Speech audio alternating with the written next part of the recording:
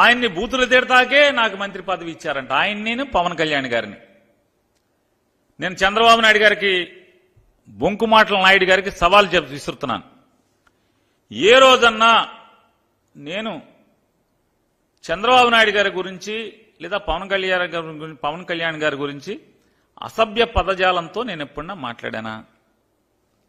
మిమ్మల్ని బూతులు తిట్టానా ఎప్పుడన్నా?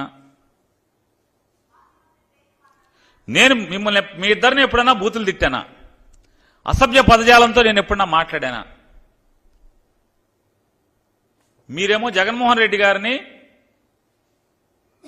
అసలు జగన్మోహన్ రెడ్డి గారి తల్లి గారు విజయం గారు మీరు తిట్లు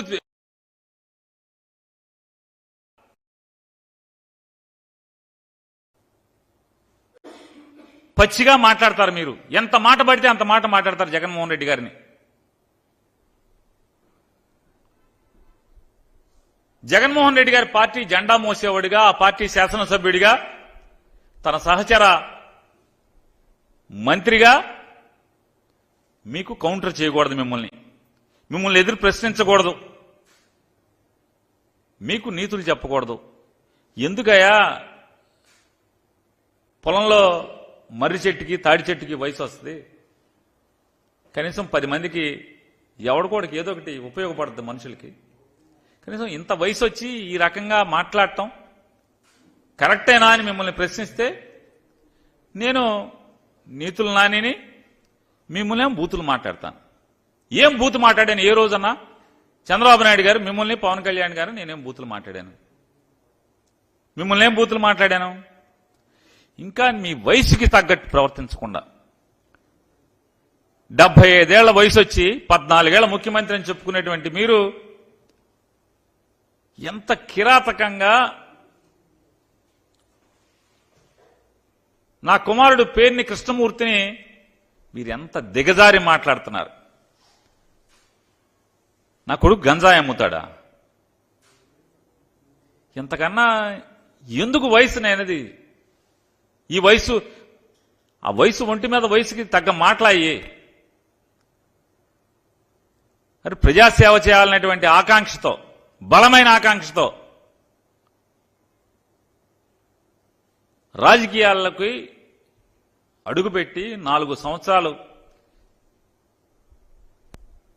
నీ కొల్లు రవీంద్ర లేదా నీ పార్టీ నాయకులందరూ కూడా ఇళ్లలో పడుకుని, మీతో సహా అందరూ ఇళ్లలో పడుకుంటే అతను కరోనాలో ప్రాణాలకు తెగించి ఐసీయూ వార్డులో కూడా బందర్లో కరోనా బారిన పడినటువంటి ఏ పేషెంట్ని అడిగినా కూడా పేర్ని కృష్ణమూర్తి సేవల గురించి ఈ రోజు కూడా మాట్లాడతారు. కరోనాలో ప్రాణాలు పోతుంటే ఐసీయూ వార్డులోకి వెళ్లి అందరితో పలకరించి, అందరికీ స్వాంతన మాటలు చెప్పి, మీ ఇంట్లో వాళ్ళు బయట నుంచునున్నారు, వాళ్ళు ఈ కబురు చెప్పమన్నారని మీకు వీళ్ళ ఫోటోలు తీసి వాళ్ళతో మాట్లాడి వీడియో తీసి అవన్నీ కూడా వాళ్ళ కుటుంబ సభ్యులకి చూపించి, ఇదిగో మీ ఇంట్లో మీ నాన్నగారు లేకపోతే మీ భార్య గారు, మీ కొడుకు ఇదిగో ఇలా మాట్లాడుతున్నాడు, ఇదిగో ఇలా ఉన్నాడు అని చెప్పి దాదాపుగా ప్రతి పేషెంట్ వాళ్ళ తాలూకాకి చూపించేవాడు.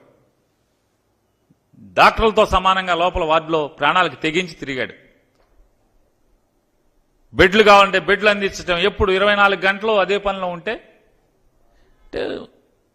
నూనూకు మేసాలటువంటి నవ యువకుడు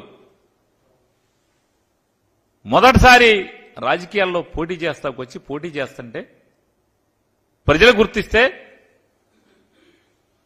75 ఏళ్ళు వయసు వచ్చినటువంటి చంద్రబాబు నాయుడు ఇంత పాపం మాటలు మాట్లాడుతున్నాం.